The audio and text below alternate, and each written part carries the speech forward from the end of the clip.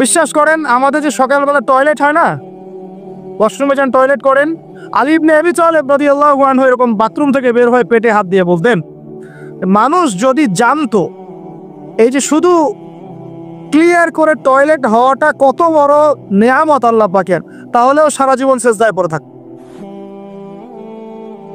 আমরা এগুলো বুঝি না, শ্বাস নেওয়ার নিয়ামত বুঝি না, পানি পান করছি, পানি আল্লাহ পাক দিয়েছেন, এটার নিয়ামত বুঝি না, গরম পানিতে ওযু করে আসলে নিয়ামত বুঝি না, সুস্থ আছি নিয়ামত বুঝি না, প্রত্যেকটা অর্গান ভালো আছে শরীরের নিয়ামত বুঝি না, রক্ত চলতেছে নিয়ামত বুঝি না। আমরা আল্লাহ পাকের নিয়ামতই বুঝি না, শুকরিয়া আদায় করি না। আর ওই যে কালিমা লা ইলাহা ইল্লাল্লাহ আল্লাহ পাক পড়ার তৌফিক দিয়ে মুসলিম বানিয়েছেন, এটা তো মোটেই বুঝি না। কত বড় নিয়ামত আল্লাহ দিয়েছেন আর কত ইহসান আল্লাহ করেছেন। এইটা জাস্ট আজকের লেকচার শুনে বুঝে বাসায় চলে যান, তাহলে ইনশাল্লাহ আপনার একটা কৃতজ্ঞতাপূর্ণ হৃদয়ের সৃষ্টি হবে, এবং এই হৃদয়টা সৃষ্টি হলে পরেই আপনি আল্লাহর দিকে ফিরে আসবেন ইনশাআল্লাহ। যুবক ভাই, আপনি আমি যে এত পাপ করলাম সারা জীবনেও, তারপরেও যে আল্লাহ পাক আপনার উপর আমার উপর শাস্তি নাজিল করেন নাই, এই ঋণটা কি আপনি আমি শোধ করতে পারবো কিনা? বলেন, আমার সাথে কথা বলেন, পারবো আমরা? এই যে সারা জীবন সুদ খেয়ে যাচ্ছেন, আল্লাহ যে গজব এখনো দেন নাই, আপনি আমি কি এই ঋণটা শোধ করতে পারবো? এই যে মেয়েগুলো তোমরা যে পর্দা করতেছো না, বেহায়ের মতো বেপর্দায় ঘুরে বেড়াচ্ছ, এখন আল্লাহ পাক এখনো শাস্তি দেন নাই, শুকরিয়া আদায় করতে পারবে? এতদিন চলে গেল, শত শত রাকাত নামাজ বাকি আছে, রোজা বাকি আছে, হজ ফরজ হয়েছে, হজ করেন না, যাকাত সেই কবে ফরজ হয়েছে, যাকাত দেন না, আল্লাহর জন্য একটু দান সাদাকা করবো, একটু মসজিদ মাদ্রাসায় কন্ট্রিবিউট করবো, ইত্যাদি ইত্যাদি সমাজ কল্যাণমূলক কাজ করবো, করছি না। আল্লাহ যে এখন পর্যন্ত এইভাবে সুস্থ রেখেছেন, নিয়ামতের শুকরিয়া আদায় করতে পারবো আমরা? ইন্নাল ইনসানা যালুমান জাহুলা, মানুষ জালেম জাহেল। সুবহানাল্লাহ। আমরা কি আল্লাহ পাকের কৃতজ্ঞ হব কিনা ভাই? আমার সাথে বলেন আলহামদুলিল্লাহ।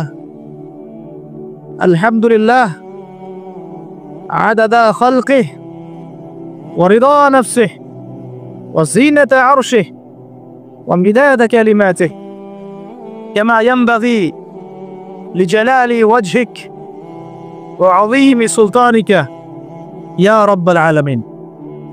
আল্লাহ পাক আমরা সবাইকে আল্লাহ পাকের কৃতজ্ঞ হওয়ার তৌফিক দান করুন। কৃতজ্ঞতা একটা দোয়া আমার সাথে পড়েন, আলহামদুলিল্লাহ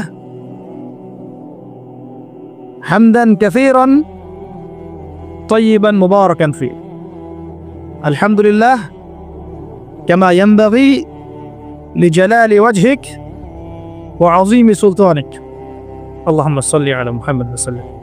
প্রিয় ভাইরা, অনেক রাত গভীর করবো না, মূল কথাগুলো এটুক। আল্লাহ রাব্বুল আলামিন আমাদের সবাইকে যেন মুসলিম পরিবারে জন্মগ্রহণ করতে পারার এই নেয়ামতের শুকরিয়া আদায় করার তৌফিক দান করে।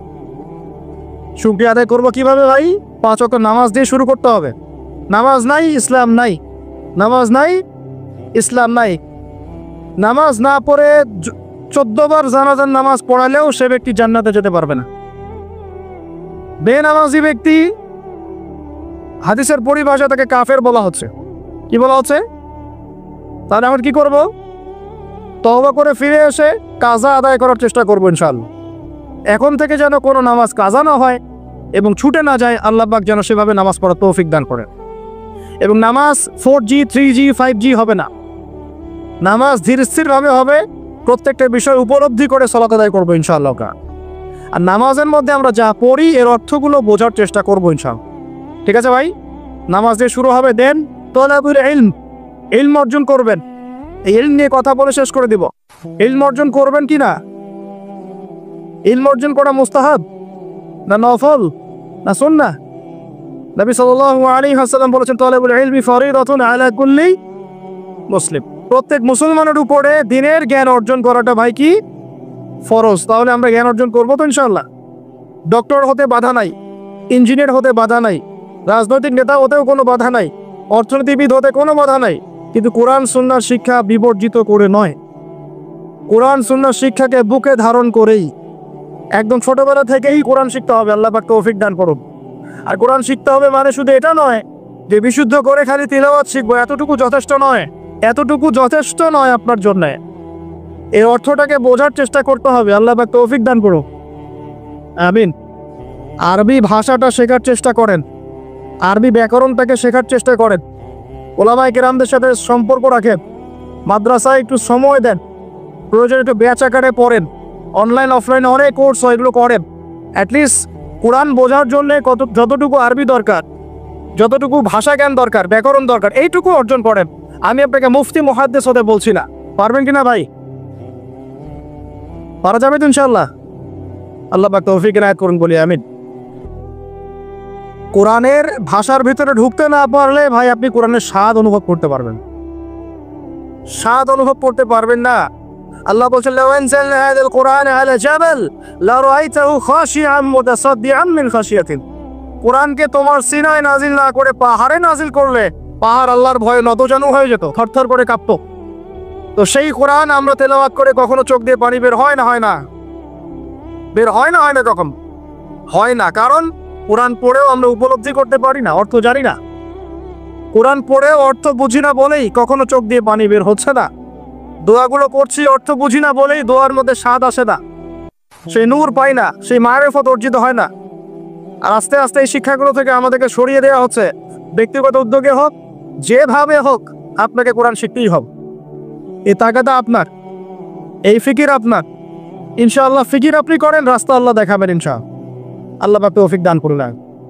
এর পাশাপাশি আল্লাহ ওয়ালাদের সাথে থাকবো, সুন্নাহ ভিত্তিক জীবনযাপন করবো ইনশাআল্লাহ। রাজি আছি তো ইনশাআল্লাহ? সবার চেহারায় দাড়ি থাকবে তো ইনশাআল্লাহ? প্যান্ট টাকলো উপরে উঠবে তো ইনশাআল্লাহ? আমরা হারাম সম্পর্কগুলো ত্যাগ করতে পারবো তো ইনশাআল্লাহ?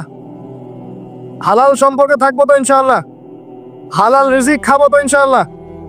সুদের কাছে যাব, জেনার কাছে যাব, ঘুষের কাছে যাব? আমরা দুর্নীতি করব? আমরা পিতা মাতাকে অপমান করব? আমরা কি কোরআন এবং হাদিসের শিক্ষাকে বাদ দিয়ে শিক্ষা অর্জন করব? আল্লাহ পাক যে কথাগুলো আমরা বললাম তার উপরে আমল করা তৌফিক দান করো। ওয়াল্লাহু শাহীদুন বাইনি ওয়া বাইনাকুম। ঠিক আছে? আল্লাহ আমার এবং আপনাদের মাঝখানে সাক্ষী। ওয়া হুয়া শাহীদুন বাইনানা ওয়া কাফা বিল্লাহি শাহীদা। আল্লাহ পাকই আমাদের সাক্ষী, তিনিই সাক্ষী হিসেবে যথেষ্ট। ঠিক আছে? এবার আসেন শেষ পয়েন্ট, একটু বসেন। আল্লাহর নবী সাল্লাল্লাহু আলাইহি ওয়াসাল্লাম যেই যুগে জন্ম নিয়েছেন, যুগটার নাম কি বলেন? এখন শোনেন, ওই যুগে শিরক ছিল, কি ছিল? ওই যুগে সুদ ছিল, কি ছিল? ওই যুগে জেনা ছিল, কি ছিল? ওই যুগে মারামারি দাঙ্গা হাঙ্গামা ছিল। ঠিক আছে? ওই যুগে মাদক ছিল, আর নারী জাতির অবমাননা ছিল। এখনকার যুগে আছে না নাই? বেশি না কম? অনেক বেশি না অনেক কম? আচ্ছা, ওই সমাজটা আল্লাহর নবী পরিবর্তন করেছেন কি না? কত বছর সময় লাগছে? কত বছর? মাত্র 23 বছর। যার প্রথম 13 বছর মক্কায়, পরের 10 বছর বলেন, প্রথম 10 বছর মক্কায়, পরের 10 বছর মদিনায়। নিজের মন গড়া বুদ্ধি দিয়ে করেছেন না আল্লাহর ওহী দিয়ে করেছেন? আবার বলি, নিজের মন গড়া বুদ্ধি দিয়ে করেছেন, নিজের প্রবৃত্তির অনুসরণ দিয়ে করেছেন, মানব রচিত আইন কানুন দিয়ে করেছেন, নাকি আল্লাহ পাকের বিধান দিয়ে করেছেন? আল্লাহ পাকের সেই বিধানের নাম কি? তাওরাত, জাবুর, ইনজিল না কোরআন? তাওরাত, জাবুর, ইনজিল আগে ছিল না ছিল না? ওগুলো এই যুগে চলবে না চলবে না? কেন চলবে না? কারণ কোরআন আসার পরে সব রহিত হয়ে গেছে। কোরআন আসার পর সব রহিত হয়ে গেছে। নবী সাল্লাল্লাহু আলাইহি ওয়াসাল্লামের পরে অন্য কোন নবীর অনুসরণ করলে চলবে কি চলবে না? চলবে? চলবে না। কেন? কারণ শেষ নবী এসেছেন, আমরা তার উম্মাহ, আমরা তাকে ফলো করব। শেষ নবী এসেছেন, শেষ আসমানি কিতাব নিয়ে আসছেন, এরপরে কোনো আসমানি কিতাব আসবে? আসবে না। আর কোনো নবী আসবে? আচ্ছা, এখন আপনারা এতটুকু সাক্ষ্য দিলেন, আমরা বুঝলাম যে আল্লাহর নবী সাল্লাল্লাহু আলাইহি ওয়াসাল্লাম সমাজ পরিবর্তন করেছেন আল্লাহর ওহী দিয়ে। কি দিয়ে ভাই? সেই ওহী সমান সমান কোরআন এবং হাদিস। কোরআন এবং ওহী সমান সমান বলি কোরআন এবং, আবার বলেন ওহী সমান সমান কোরআন এবং হাদিস। আছে না নাই? হাদিস লাগবে না লাগবে না? না শুধু কোরআন মানলেই হবে? শুধু হাদিস মানলে হবে? শুধু কোরআন মানলে হবে? না দুটো একসাথে মানতে হবে?